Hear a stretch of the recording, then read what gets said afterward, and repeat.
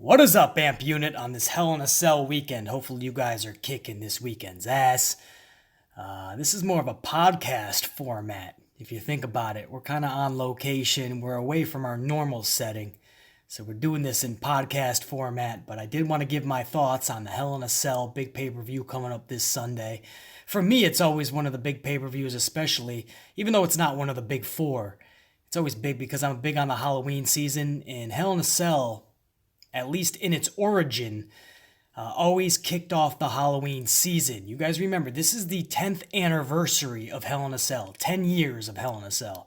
Started back in 2009 when it replaced WWE No Mercy. So Hell in a Cell was a replacement for No Mercy, and that was early October 2009. So it literally kicked off the Halloween season for the next 3 years. Then in 2012, it was announced that Hell in a Cell would be moving to late October, so Hell in a Cell was no longer a part of kicking off the Halloween season. Hell in a Cell was now a part of Halloween, starting in 2012. And then a year later in 2013, they added Battleground to the pay-per-view schedule that was originally Over the Limit. And they put that in early October. So what that did was it made two pay-per-views in the October slot, and what that did was it took the steam and prestige away from Hell in a Cell. So that really, Hell in a Cell stopped being what it used to be back in my opinion, 2013 when they added Battleground, because again, it took a lot of the momentum away from it. And then this year, they finally just moved it to September. So now it is barely kicking off the Halloween season by putting Hell in a Cell in September. At least it's not in February, so beggars can't be choosers. But still, man, at this point, in a couple of years, we could see Hell in a Cell fucking in February. You never know with WWE. I guess you would have to market that as when Hell freezes over, right? That could be a good marketing campaign. Roman Reigns versus fucking somebody. Who the fuck knows? When Hell freezes over. That's a good marketing campaign, though, man. I'll tell you this. Give me that fucking residual if they ever do that. But it is Hell in a Cell weekend, so let's go over some of the history, man. As I mentioned, it's a 10-year anniversary. If you go back to 2009 and you look at that main event, Degeneration X, Shawn Michaels and Triple H versus Legacy, Cody Rhodes and Ted DiBiase. That was in a tornado tag Hell in a Cell match. Just thinking of Cody Rhodes kicking off, main eventing the first ever Hell in a Cell pay-per-view with Shawn Michaels and Triple H. You know, and now look where we are 10 years later, and Cody Rhodes continues to try to revolutionize the business. I just think that's really cool. That was in 2009's main event. 2010 saw Kane versus The Undertaker, Hell in a Cell match for the World Heavyweight Championship. In 2011, John Cena took on Alberto Del Rio and CM Punk in a triple threat Hell in a Cell match, also for the WWE Championship. 2012, CM Punk took on Ryback, Hell in a Cell match for the WWE Championship. 2013, Randy Orton versus Daniel Bryan, Hell in a Cell match for the, at the time, vacant WWE Championship. Shawn Michaels was a special guest referee. In 2014, we saw Seth Rollins take on Dean Ambrose in a Hell in a Cell match. That's right, Seth Rollins versus Dean Ambrose, Hell in a Cell. No championship on the line, just a grudge match. 2015, kind of the same thing. The main event was The Undertaker versus Brock Lesnar, Hell in a Cell match, but no championship on the line, just a grudge match. In 2016, in Boston, Massachusetts, Sasha Banks took on Charlotte Flair inside Hell in a Cell for the WWE Raw Women's Championship. Man, just 2 years ago, Sasha Banks was in the main event going for the Raw Championship at Hell in a Cell. Or I'm sorry, she was the champion at the time, I believe. Charlotte ended up taking it from her at Hell in a Cell. So she goes into Hell in a Cell's main event as a champion, and here we are 2 years later, and she can't even find her way on the card. She's over there playing with Bayley buddies. She's on social media LOLing with Bayley. It's mind-boggling to me. And it also reinstates in me that Sasha Banks pissed off multiple people backstage. There is no way you can fall that far from grace. 2 years ago, being in the main event as the champion and 2 years later, you can't even get on the card, while the other person in that match, Charlotte Flair, is literally still kicking ass in badass matches, this time with Becky. There's no way that you fell that far from grace unless you pissed off multiple people in that locker room. And I think Sasha Banks failed to play the political game backstage, and now she's paying the price. That's the only thing that could make any sense of this. Even that wouldn't really make sense, but at least it's a reasoning, I guess, in one way or another, because this is absolutely tragic. Just 2 years ago, Sasha was in that spot, and this year can't even get on the card. Anyway, that was in 2016, guys. 2017, that main event was Shane McMahon, Kevin Owens. That was just last year. How can we forget Shane McMahon diving off of that top of that cell, man? That was fucking absolutely insane. One hell of a fall. Whether it's Mick Foley or Shane McMahon doing it, you always cringe, man, because even though you know they know what they're doing, they're professionals, they're performing a stunt move, they're taking a big risk. I tell you, man, anything could go wrong, snap of a finger. So I think that's something that'll keep in our minds forever, most likely. That was the last 9 years, guys, and again, this is the 10th year anniversary, and this year's main event, we'll see Roman Reigns versus Braun Strowman. Can that live up to any of the hype that these past main events lived up to, aside from CM Punk and Ryback, because that was kind of corny? But the other main event's pretty badass. For me, Roman and Braun will, and they can and they will, and that's because I always tell you guys, Roman and Braun always bring the utmost physicality when they face each other. A lot of brutality, a lot of violence, they bring their A-games, and I think that's fucking awesome. Now, I think they'll do that at Hell in a Cell. They're going to need 3 components to help them pull off a flawless performance. Those 3 components are first and foremost booking. Booking has to get behind this match and do this correctly. If this is not booked correctly, this will fall flat on its face. That goes hand in hand with component number 2, and that is creativity. The creative department has to do something epic in this match. During the match, they have to have something creative, and then after the match, something creative needs to happen. There has to be more than just Braun and Roman in this match. And I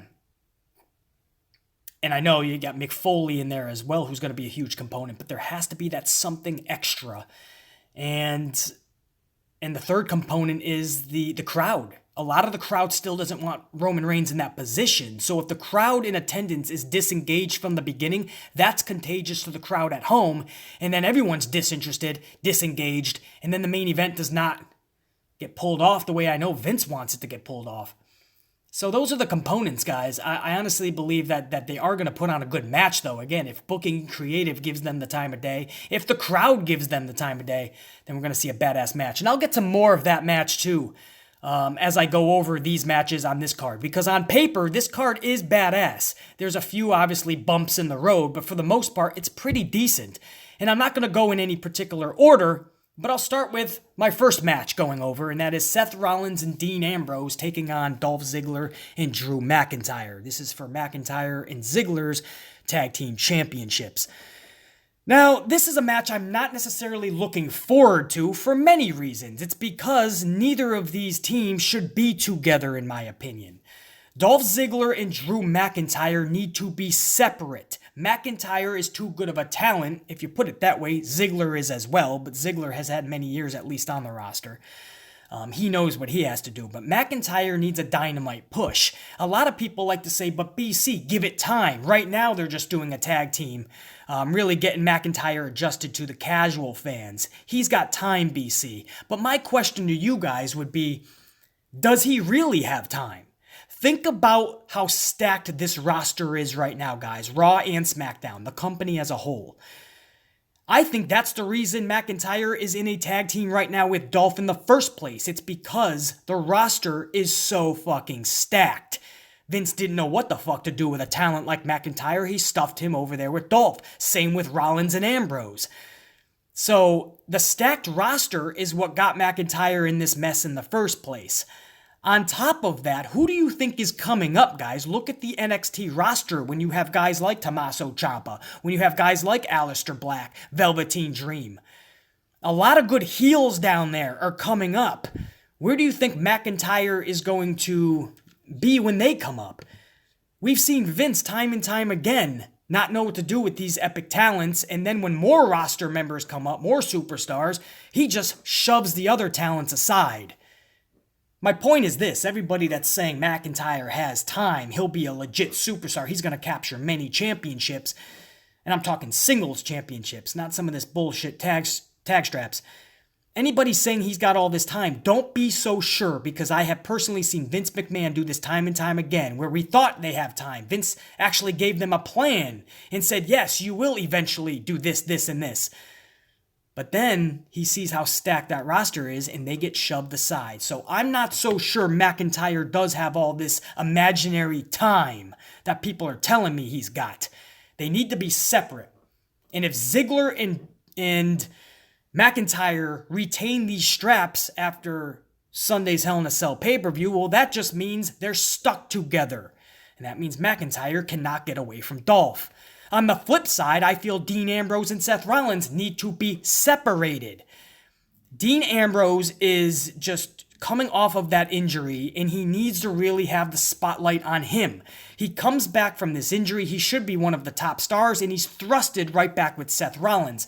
Now, I'm okay with this if the faction of the Shield is actually a legit faction. If the Shield comes out every Monday as the Shield, Seth, Dean, and Roman. But if you're going to keep them separate and Roman is just going to do his singles thing and Seth and Dean are just going to do a tag team thing, then I don't need to see this version of the Shield. The Shield is either a legit faction or they are not. If they are not, then all we are getting is Dean and Seth as a tag team. That's just sticking them together even longer if they win those tag straps. Now they're just stuck together. And do we play hot potato with this thing? Do Seth and Dean win it here, and then maybe in Melbourne, Australia, you have Dolph and McIntyre win it back, and then maybe at Survivor Series, you have a payoff? I have no idea. I just know that these two teams should not be stuck together. Personal opinion. As far as who wins this thing, it doesn't matter. They're stuck together, and they're just going to hot potato. It's just going to get prolonged to Melbourne, Australia. But I will say that all four are capable of going out there and putting on a kick-ass show. And that's what the first match of the card needs to be. The first match of the card needs to electrify the audience and really give them something to talk about. Give them something to be anticipated about throughout the evening, and that's good wrestling. And I feel that the first match carries a lot of weight on its shoulders, and I feel that these four participants can carry that weight on their shoulders. We'll see if they can bring their A game and do such. Again, that's not saying that will be the first match. I'm just saying they have the capability to carry that weight on their shoulders and be the first match. Just like Rollins, Ambrose, Dolph, and Drew, these four, or should I say 5 men, also have the capability of putting on the very first match of the card, and that's the SmackDown Tag Team Championships. Held currently by the New Day, they'll be taking on Rusev Day. That's Aiden English and Rusev. Now this is a match just like Rollins and Ambrose and Dolph and Drew. This team of Rusev Day needs to be separated because Rusev is only being held down by Aiden English right now. Aiden English, we all can agree, is cringeworthy when he's on that microphone rapping or singing or sing-rapping, whatever you want to call it. Aiden English is getting crickets from the crowd. And let's be honest, Rusev Day is no longer over like they were 6, 7, 8 months ago. Rusev Day has died a slow death. How they even got in this match is beyond me, but it's good to see Rusev Day at least get a spot on the card. But I feel Rusev and Aiden English need to part ways. I think this Sunday is the perfect time to do such. New Day retains their championships. And somehow, whoever turns on who, Rusev and Aiden English finally part ways. I think that's the way to go here. And if the New Day does retain their championships, where do they go from here? I honestly believe Vince McMahon has nothing for them. I think they're going to be champions into the new year. And that while that may sound awesome for New Day fans, I don't think there's a plan for any feuds upcoming for the New Day. That's really fucking sad. And again, Rusev and Aiden, if they win the tag straps, well, now they're just stuck together. In a third match at this weekend's Hell in a Cell pay-per-view, you have the SmackDown Women's Championship. This is champion Charlotte taking on challenger Becky Lynch. Now, this is a match, the story was just told beautifully with these two the past month or two. And it's interesting, ever since SummerSlam, I should say. And it's interesting because the dynamics are kind of polarizing.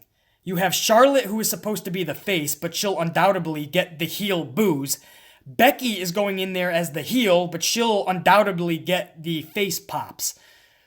So it's just going to be an interesting atmosphere, and it's a polarizing dynamic that we have here.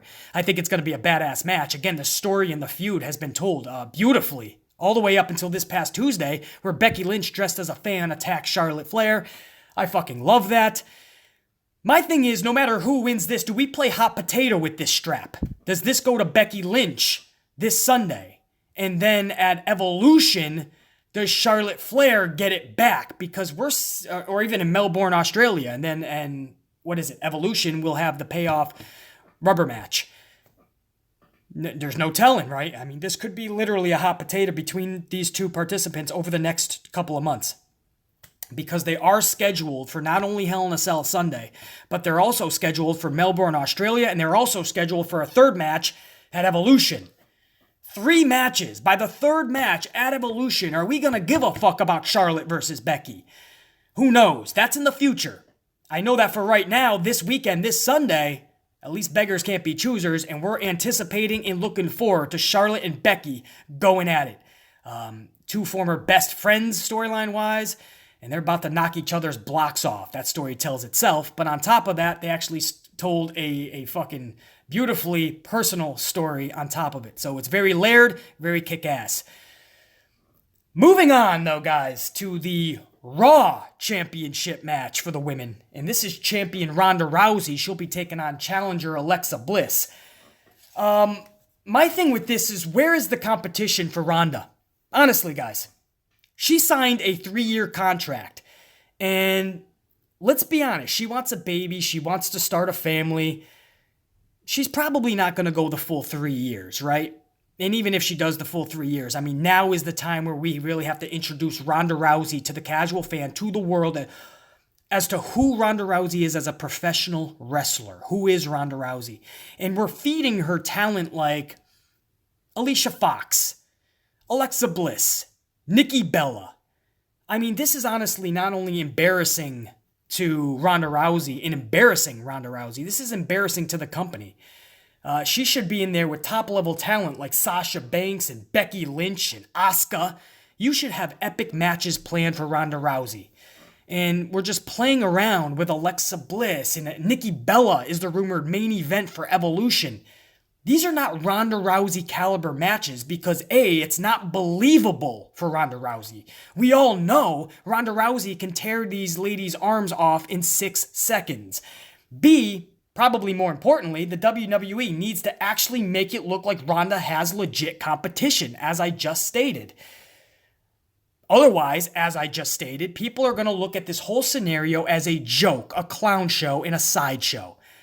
Ronda Rousey needs better competition than this, man. Alexa Bliss coming up this Sunday at Evolution, Nikki Bella. At what point are we going to see badass matches? And I don't want to hear they're trying to ease Ronda into the roster, please. That all ended when she got that championship strap. There's no more easing her in. She's a legit badass in this world. She needs to be treated as such and given that type of competition. Whoever walks out of this, it's got to be Ronda Rousey, I'm guessing. You don't give it back to Alexa, right? We don't want to see hot potato between these two. Ronda Rousey has to go in there, and this has to be a squash. End of story. I don't see any other way that this could possibly happen, guys. Alexa Bliss takes this chance. And by the way, it probably won't be a squash because they already told the story of Alexa Bliss hurting Ronda Rousey's ribs.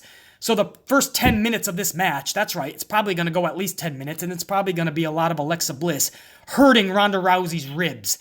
And then at the end, Ronda Rousey finds a way to beat Alexa. It's bullshit. It's not believable. Going on to an actual Hell in a Cell match, guys. This actually bumped Samoa Joe and AJ Styles out of what was supposed to be a cell match. I'll get to that in a few minutes. But this is going to be inside Hell in a Cell. This is Jeff Hardy versus Randy Orton. And most people are going to be tuning into this for the actual spot, right? For the actual Hardy spot that he's going to do. Is he going to dive from off the top of the fucking cell? But diehard fans like myself, we're not just tuning in for any spot. We're tuning in to see the culmination of what was actually a badass storyline, a badass feud between Jeff Hardy and Randy Orton. Aside from the last 2 weeks, obviously, with the exception of the last couple weeks on SmackDown, which have not really done anything to better this feud, it's actually taken away from it. But before the last couple of weeks, they've told a beautiful story between Hardy and Randy Orton. And I honestly believe, guys, that this has to end inside Hell in a Cell. You cannot take this to Melbourne, Australia, even though I heard rumblings that that is the proposed rematch. I don't want to see this in Melbourne, Australia at the Super Show. I don't want to see this at Survivor Series. This needs to be culminated, ended, finished inside Hell in a Cell. Because the feud in the story, it dictates such. I mean, it was so good that how can this not end inside a format called Hell in a Cell? And I think Jeff Hardy deserves that. I think Randy Orton deserves that. I think the company needs to make sure that that happens, that's the culmination. There's no rubber matches. There's no rematches anymore. Hardy, Orton, Hell in a Cell. Because, again, you cannot write a better script. The story that was told was so beautiful, and it just so happens to coincide with this pay-per-view. You can't write a better script. Moving on, guys. There is a 6th match over there at Hell in a Cell this weekend, and that is Daniel Bryan tagging up with his wife, Brie Bella, to take on Miz and his wife, Maryse. This will be a pretty good exhibition match, I feel, because the only story that I like better than Becky and Charlotte and Hardy and Orton right now, the only story I like better than those two feuds, is Daniel Bryan and The Miz. And this is another layer to that rivalry, another layer to the feud, another layer to the story. Now the wives are into it. At first, I don't know if I was completely sold on the wives being introduced, but after seeing this past Tuesday, the chemistry is there. I love the way that SmackDown ended this past Tuesday. And everybody was on their points. Everybody was on their marks. Everybody gave a great performance. Nobody fucked up their spots or their marks. Just great chemistry between Daniel Bryan, Brie Bella, Miz, and Maryse. That gives me high hopes and something to look forward to in this exhibition match. And then on top of that, obviously, you have the 8-year rivalry between Daniel Bryan and The Miz. You have their match at SummerSlam where The Miz squeaked by with some cheatery. So this story is far from over. And I honestly feel that it's not going to end at Hell in a Cell either. I think we still have another one-on-one match between Daniel Bryan and The Miz. Maybe that is actually for Melbourne, Australia, wherever the hell it is. I'm fine if you want to do another match at Survivor Series as well, because I think there's so much more story to be told between Daniel Bryan and The Miz. So for this weekend, having the wives in there, Brie Bella and Maryse, I think that's a good change of pace. It's going to be fun. I really do think they're all going to go in there, guys, and perform. And again, this past Tuesday gave me high hopes because that was a badass segment. I actually fully enjoyed it. It actually was exciting for me to watch them in there, and there was no fuck-ups. They were all confident. I hope we see a lot of that this Sunday at Hell in a Cell. The 7th match over there at Hell in a Cell this weekend. We're going AJ Styles. He is the WWE Heavyweight Champion taking on challenger Samoa Joe. Now again, guys, this was originally supposed to be inside the cell. It is no longer supposed to be anymore. We're getting word that Hardy and Orton was the match to officially have booted that from the cell. So this looks like it's only going to be just a regular match now. But with these two, it's never a regular match. It's always something more special. AJ Styles and Samoa Joe have great chemistry together. And we all know, or at least most of us diehard fans, remember their feud over there in TNA. Know what they're capable of. And I think we're going to get that and a little bit more this Sunday. I really do. You know, I gotta be honest. This is... The fact that it was booted from the cell, by the way, that's a good indicator that this is going to be prolonged into Melbourne, Australia, and who knows, maybe even Survivor Series. But usually feuds culminate and end inside the cell. So because that got booted, that's a good indicator that this is going to be prolonged. I'm okay with that again, though, because AJ Styles and Samoa Joe can deliver a great fucking show every time they step foot in the ring. But my question is, guys, that I pose to you is, where do we go from there? Do you really take the strap off of AJ Styles after all of this time to give it to Samoa Joe at Hell in a Cell? And then where does AJ go from there? Where does Samoa Joe go from there? I guess you could take Samoa Joe a lot of different places. So giving the strap to Samoa Joe at Hell in a Cell, you could go a lot more avenues with Joe, but that really limits where you go with AJ Styles. And if not, then, and we know this is going to be prolonged, do you then just play hot potato with this belt? And maybe Samoa Joe gets it and AJ Styles gets it back, and then Samoa Joe ends up with it, or AJ Styles ends up with it.